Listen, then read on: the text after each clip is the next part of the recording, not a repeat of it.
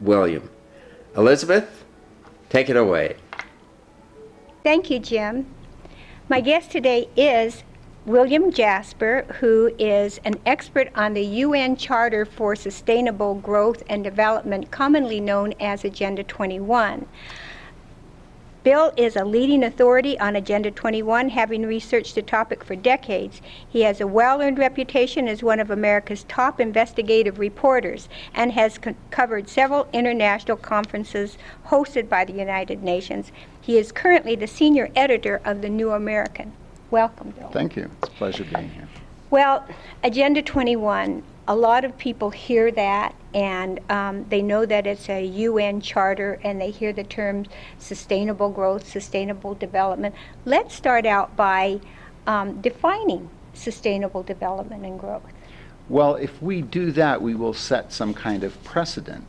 Now, most people know that whenever you talk about a legal document, you first have a definition of terms. It's always at the beginning of every bill that's passed by legislatures, by the Congress. It's in every will and testament when they define the terms. And so one would expect that in a major document like this, Agenda 21, which has a grandiose plan for controlling and regulating the activity of every person on earth, that's what it says in there, that they would define what they mean by sustainable development. They say we must implement this to have a sustainable earth. But they don't do that. They really never have given an official definition, the United Nations has not, of sustainable development, which is the centerpiece of Agenda 21. And in my presentation tonight on my PowerPoint, I actually use a number of official documents from the UN and from organizations like ICLEI, which is Local Governments for Sustainable Development. They're one of the main groups promoting it across the country. They even say in some of their own handbooks that, well, nobody really knows if this is possible because we haven't really defined what sustainable development is. And so this is really a crazy setup. They're saying, look, we must do this, but we don't know what it is. At least we can't tell you what it is. Just trust us. It's something that has to be done. And we'll fill in the blanks later. And yet we have summits, and I was reading somewhere of the number of people that are involved in some of this, and I guess they're saying 8 million people in New York City alone, that according to this article that you wrote. Right. And 569,885,000 people globally, is that? That is correct. And what's so amazing is that this was an article that I did last year for the New American magazine, Agenda 21 in your hometown. But I first wrote about it in 1992. Agenda 21 first burst on the international scene in 1992 at the United Nations Conference on Environment and Development in Rio de Janeiro in June of 1992, otherwise known as UNCED or the Earth Summit. And this past June of 2012, we had Rio Plus 20, the 20th anniversary of that. Now, at the first Rio Summit in 1992, over 100 heads of state representing over 100 nations were there, tens of thousands of journalists from all over the world, tens of thousands of NGO, non-governmental organization activists meeting there. And so a great big falderall about all of this wonderful stuff they're going to do for the global economy and for the global environment. One of the major, there were 5 main documents that came out of that. There was the declaration called the Rio Declaration. There was the Biodiversity Treaty, the Global Warming Treaty, Agenda 21, and the Forest Principles. And all of those came out of there. George Bush signed on to these, but it wasn't presented as a treaty. Agenda 21 is this massive document covering everything under the sun. Said because everything is intertwined in our world. You know, you and I and everything in the sky and in the earth and in the water and the seas is all combined. So we have to have a comprehensive plan for everything.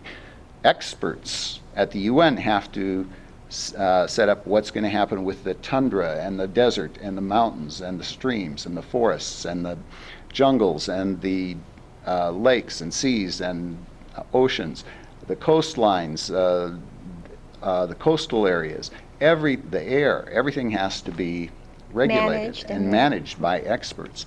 And then not just the environment, but because there's three dimensions to this. There's the environmental, there's the social, and there's the economic. And so it encompasses everything. And they essentially are saying, look, you need somebody like God, but not God. You need somebody with some authority here in the world to run all of these things. And so that was launched then. And as I told you before, when that came out at Rio, I got a copy of it. It was that thick. It was a big 1,000-page document in its first form, in all of its draft form, about 10 pounds. And I brought it back, and I was going on speaking tour with my new book at that time, Global Tyranny, Step by Step, the United Nations and the Emerging New World Order. And Chapter 6 on that was all about the environmental agenda of the United Nations. That chapter, the book is now out of print, but the chapter on the Earth Summit in Rio, Agenda 21, is available free online at thenewamerican.com. And I haven't had to retract or change any bit of it. And in fact, what I wrote about then 20 years ago has all come to pass. And what I did was I was there at the Earth Summit. I interviewed a lot of the top people promoting all of this. I ran into Gorbachev and Jacques Cousteau and Maurice Strong and Gro Harlem Brundtland. Gro Harlem Brundtland is still on the scene. She was there this year in 2012, and the New American was again almost alone in covering that from a constitutionalist perspective. We had our crew down there. I was not able to go this time, but Alex Newman and our film crew were down there. We did a lot of videos, interviews there, published a lot of stories on all of this, which are available at thenewamerican.com. And but when I was there, I was amazed. Nobody was criticizing anything about this or questioning, do we really want mere mortals to have this kind of power over the entire planet and everyone and everything in it? And as if we could actually control things. I mean, how did this planet exist before we had regulations? And how we've seen throughout history so-called geniuses with good intentions and the evil that they've wrought. And this is unimaginable power. It's particularly in Agenda 21. It is the kind of power and the kind of authority that Hitler, Mao, Stalin didn't even dream of. They didn't even think of regulating all those things. I mean, we know the evil that they caused and the destruction, or the mere control they tried to exercise. So to me, this was very frightening, and it should have been frightening to more of the people there. But when I came back here and I went on my speaking tour, I was on a lot of radio talk shows and TV shows even, and the response was pretty universal. Most of the programs I was on were what you would call conservative. Most of them were not favorable toward the UN. But here was the response I usually got. Mr. Jasper, you're getting a little overworked about this. You're getting, this is the United Nations, for crying out loud. They're just bloviators. And it's that's non-binding. All that's right. All they're going to, it's not going to amount to anything. I think you're getting all worked up over this. And I felt a little vindicated the other day. I was doing a radio interview with a talk show host. And he said, 10 years ago I had one of your friends in here, Adrian Arp, speaking about this, and I laughed at him. And I said, it's never going to happen. Get out of here. He said, I've rued the day ever since, he said, because he says, I know what's happening now. And of course, that was the response for the last 20 years. Now, in the last couple of years, however, people have seen that, yes, indeed, these things are real. The United Nations, when they launched the Agenda 21, part of the objection that that the doubters had and the skeptics had. They said, well, the UN doesn't have any power. They can't force us to do anything we don't want to do. And I said, tried to explain at that time, you don't understand the process. They are getting us to be unwitting and willing participants in this whole thing. We are complicit in it.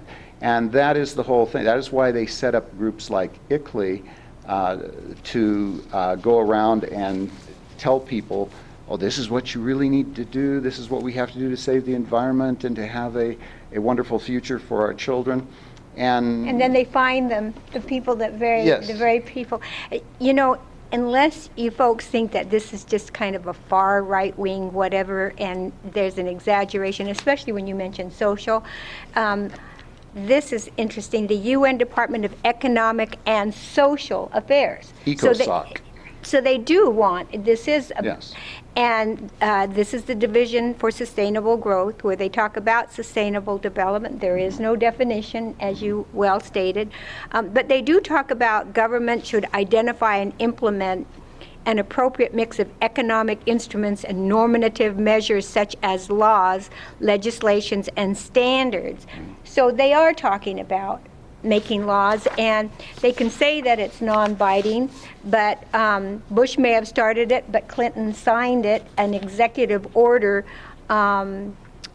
12852, which is the President's Council on Sustainable Development, and we know through practice that an executive order, whereas it may not be law, it has the impact of law, and it goes around the whole legislative process by saying this is an order and you follow it. Most of the regulations that Americans face, whether they're a farmer, a rancher, businessman, manufacturer, where you can run afoul of and get fined or even thrown in jail for, are not laws that have been passed by Congress. They are executive orders or administrative laws that have been promulgated by bureaucrats whom the president has appointed or in agencies that he has set up by executive order.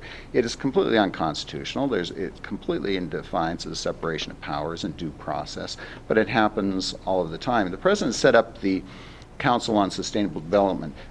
President George Bush Sr. signed the Agenda 21 in 1992. The following year, he was replaced by Bill Clinton. Bill Clinton set up the President's Council on Sustainable Development. Every president since then has continued that, Republican and Democrat. And of course, now President Obama has greatly expanded it with his Partnership for Sustainable Communities. And in my presentation, I show on all of their websites, HUD, EPA, Department of Transportation, etc. They boast about all of the wonderful grants that they are giving, billions and billions of dollars to cities, communities, counties, etc., to implement sustainable development. They don't call it Agenda 21. They've learned that people are getting a little bit worried about that because finally they began to see that, well, maybe those crazy people weren't so crazy after all. And so they have changed this. And so you have ICLEI and the American Planning Association and, for instance, J. Gary Lawrence, who is on the President's Council for Sustainable Development. He's one of the lead architects of this. In my presentation, I give a quote from him where he is speaking to the local Agenda 21 in London, England. And he says, now in the United States, we've learned that we don't use the words Agenda 21 and things like that. That brings out the NRA and the anti-UN crowd. He says, so we've learned to call it smart growth and visioning and things like that. And so that's what you see all across the country. And you'll have local officials who'll say, oh, no, our new comprehensive plan, our new visioning for Idaho, our new smart growth for Oregon, it has nothing to do with the United Nations. It has nothing to do with Agenda 21. They've stripped all of those words out of there. Trickles right on down to urban renewal and to every aspect. But it's the same thing. Yes. It's just under a different label. Yes. You know, I was reading your article, and this CARB, California Air Resources Board. Okay.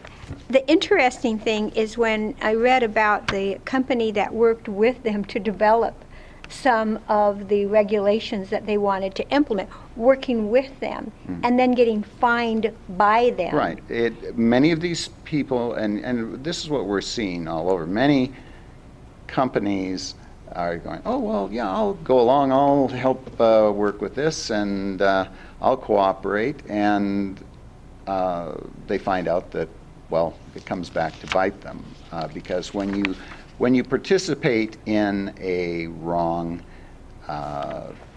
misguided and evil process which violates the law.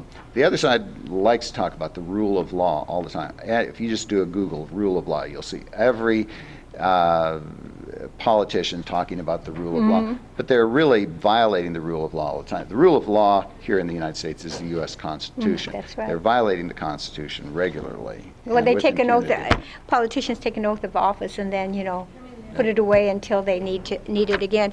Well, it was interesting that this one group was fined $3.6 million in penalties for alleged violation, and this is the very group that worked with them, and their attorney worked with it and got it down to $600,000, and then told them that it would cost that much to fight it. Yeah. So, I mean, they had to take the $600,000 fine and be grateful. Yeah. Oh, thank you for, for not beating me harder. And Yeah, that's- exactly. Now, Solyndra. Yes. Let's talk about Solyndra. This is one of the programs that they thought was going to be so wonderful. Well, we have numerous companies. programs that were sold to the American people under the whole sustainability rubric and title of wind power, ethanol, solar power, that first of all were not sustainable.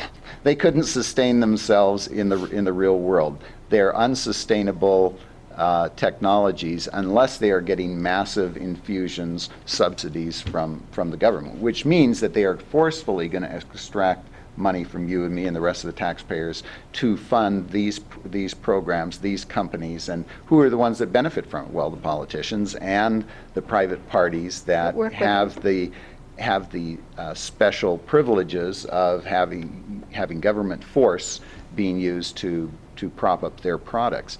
Solyndra is one of many. We've reported in the New American on quite a number of these programs that were launched under Bush and Obama to promote solar power, wind power, and they've been massive failures. And that was predicted from the beginning. We did in the 1980s, 90s, and early millennium. We were doing stories on the inefficiency and unviability of most of these processes. And I'm a believer in solar and wind and all of those things in the right place. You're not going to replace massive energy sources that are needed for a modern industrial society with that.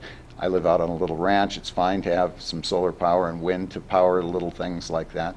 But when you have cities and industry and things all the things we need in a major urban center like this, you're not going to do it with these unsustainable technologies. Here's a question for you. I'm a believer in a free market system, and I think that's one of the things that's made America so great, is to encourage entrepreneurs, to encourage people to take risks with their own money. And now we're risking people's money that may or may not, that are not entrepreneurs, that may not want to have their money spent on that, and it's being spent on things that the government's going to control.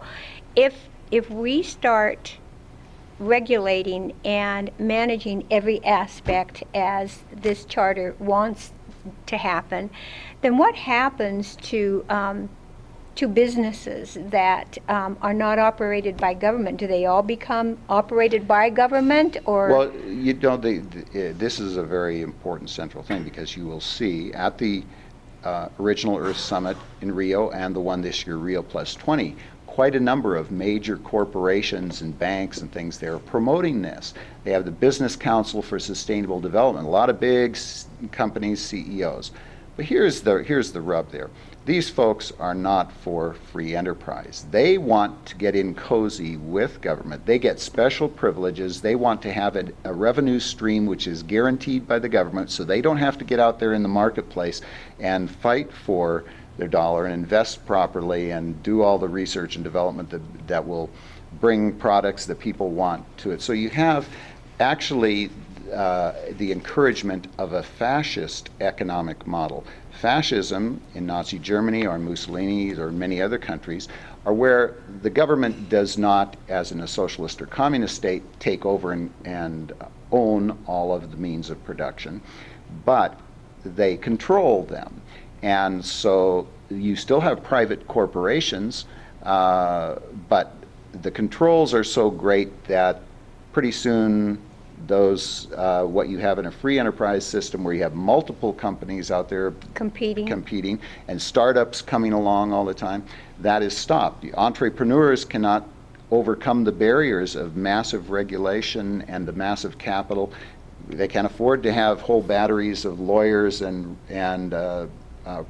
attorneys, things to deal with all the regulation, accountants and whatnot. And so what you see in that kind of model is that it wipes out competition, it wipes out the diversity. They say they're for diversity, it wipes out the diversity, and you have just a few major corporations that are crony capitalists that work with the government and help oppress the rest of their competition. With this unholy alliance, it sounds like. Yes, it is a very unholy alliance. And so it's kind of like I'm thinking of the Kelo. I don't know if you're aware of the Kelo decision, where private enterprise goes to the government and says, hey, you know, there's a sweet piece of land here that we could do something, yes. And if you'll work with me, I'll do the development and you can get the revenue.